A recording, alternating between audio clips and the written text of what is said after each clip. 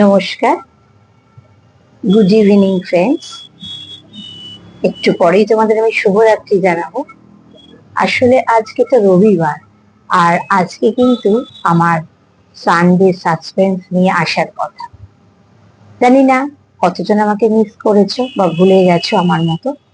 আমি আসলে আজকে কাজে ব্যস্ত ছিলাম, কিন্তু দেখো আমি বলেছি ঠিক আসবো, তাই রবিবার শেষ হওয়ার আগেই আমি চলে এসেছি তোমাদের জন্য সানডে সাসপেন্স।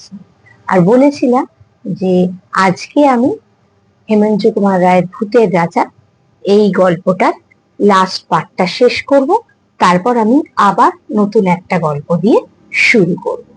তো চলো, রাত্রিবেলা চারিধারটা তোমাদের একটু দেখাচ্ছি। দেখো, বেশ অন্ধকার, একটু গা ছমছমানি ভাব, আর আমার এইটা শেষ পর্ব। শুনে দেখো, আমরা লাস্টের পর্বে শুনেছিলাম যে বিশ্রী গলায় কে একটা হাসছিল। এরপরে কি হলো সেটা শোনো, যে কে হাসছিল। আমি বন্দুকের ঘোড়া টিপলাম, সঙ্গে সঙ্গে দরজার উপরে ধাক্কাও থেমে গেল। ঠক ঠক করে একটা আওয়াজ ঘরের কাছে থেকে দূরে সরে যেতে লাগলো। তারপর কুঠির সিঁড়ির ওপর শব্দ শুনলাম, ঠক ঠক ঠক। খানিক পরে অনেক দূর থেকে আবার সেই বিশ্রী হাসি শোনা গেল, হি হি হি হি হি হি। সে হাসি অমানসিক, শরীরের রক্ত যেন জল করে দেয়। আসলে গল্পটা আমি পড়ছি, কিন্তু সত্যি যে এরকম পরিস্থিতির মধ্যে দিয়ে গেছে তার অনুভূতিটা কিন্তু অনেক সাংঘাতিক। শেষ রাতে জল ধরে গেল।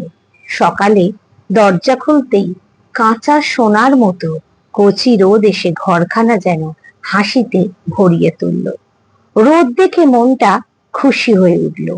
বারান্দায় বেরিয়ে দেখি এক কোণে কাপড় মুড়ি দিয়ে কে শুয়ে আছে। তেড়ে গিয়ে মারলুম তাকে এক ধাক্কা।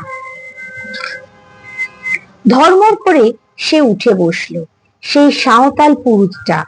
ক্রুদ্ধ স্বরে বললাম, কাল আবার কি করতে এখানে এসেছিলে? ভারী চালাকি পেয়েছিস না? লোকটার মুখের ভাব একটুও বদলালো না। শান্ত স্বরে বললে, আমার ঠাকুর কাল এখানে ঘুমোতে এসেছিলেন, আমিও তাই এসেছিলাম। তোর ঠাকুর কোথায়? সাহেব তো তাকে নিয়ে চলে গেছে। আমার ঠাকুর যেখানে থাকেন সেখানেই আছেন। মিথ্যে কথা, আমি নিজের চোখে দেখেছি, টেলার তাকে নিয়ে চলে গেছে। আমার ঠাকুর যেখানে থাকেন সেখানেই আছেন। কুঠি থেকে বেরিয়ে পড়ে ছুটে পাশের শালবনে গিয়ে হাজির হলাম। সবিস্ময়ে দেখলাম ভূতের রাজা চোখ পাকিয়ে লকলকে জিভ বার করে ঠিক সেইখানেই দাঁড়িয়ে আছে। আর আর ও কি, মূর্তির পেটের উপর একটা গর্ত, ঠিক যেন বন্দুকের গুলির দাগ। গর্তের চারপাশে রক্ত জমাট হয়ে আছে। মূর্তির আরো নানা জায়গাতেও রক্তের চিহ্ন। তবে কি আমার বন্দুকেরই গুলি? ভাবতে পারলুম না, মূর্তির দিকে আর তাকাতেও পারলুম না। কেমন একটা অজেনা ভয়ে আমার সমস্ত শরীর আচ্ছন্ন হয়ে গেল। প্রাণপণে দৌড়ে সেখান থেকে পালিয়ে এলুম। কলকাতায় ফিরে এসেই খবরের কাগজে এই বিবরণ পড়লুম।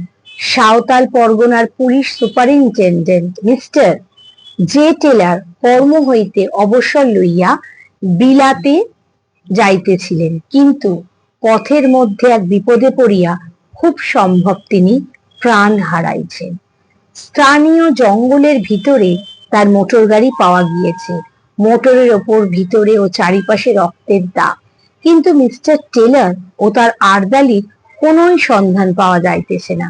পুলিশ সন্দেহ করিতেছে মিস্টার টেলার ও তার আর্দালিকে ব্যাঘ্র বা অন্য কোনো হিংস্র জন্তু আক্রমণ করিয়াছে। নিকটস্থ জঙ্গলে এক নরখাদক ব্যাঘ্রেরও খোঁজ পাওয়া গিয়েছে। সেই ভুতুড়ে মূর্তির গায়ে যে রক্তের দাগ লেগেছিল, তাহলে সে রক্ত হচ্ছে হতভাগ্য টেলারের আর তার আর্দালির গায়ের রক্ত। এবং সেই সাঁওতাল পুরুষটাই নিশ্চয়ই কোনো গতিকে ভয় পেয়ে ভূতের রাজাকে আবার শালবনে ফিরিয়ে এনেছিল। মনকে এই বলে প্রবোধ দিলুম বটে, কিন্তু প্রতিজ্ঞা করলুম শিকার কুঠিতে আর কখনো রাত্রিবাস করব না। কিসে কি হয় কে জানে। এই হলো সেই ছবিটা তোমাদের দেখাচ্ছি, যেটা আঁকা আছে বইতে। তো ভূতের রাজা হেমেন্দ্র কুমার রায় এখানেই শেষ হলো। এরপর অবশ্যই আবার কোনো গল্প নিয়ে আসবো। তবে হ্যাঁ, সবই যে ভূতের গল্প হবে এরকমও কিছু না। তোমরা সঙ্গে থেকো। প্রতি রোববার সকাল থেকে রাত্রি 12টার আগে যে কোনো সময় আমি নিশ্চয়ই তোমাদের গল্প শোনাতে আসবো। আমার চ্যানেলটা এখনো যারা সাবস্ক্রাইব করনি করে নিও, আর যারা ফেসবুক পেজটা ফলো করনি ফলো করো। আসলে এখন একটু চাপ যাচ্ছে, মেয়ের পরীক্ষা, তাই আমার মেয়েরা আমার সাথে ভীষণ ভাবে আর কি যুক্ত, তাই একটু আমার কাজটা স্লথ হয়েছে। তবে চিন্তা করো না, কাজ তো আমার বন্ধ থাকবে না। এটাই আমার আনন্দ, এটাই আমার নিজের ভালো লাগা। তাই সমস্ত কাজের সাথে সাথে আমার এই ইউটিউব চ্যানেল, ফেসবুকে ব্লগ এগুলো চলতেই থাকবে।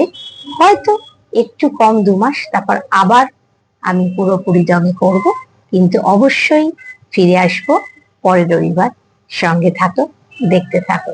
শুভরাত্রি।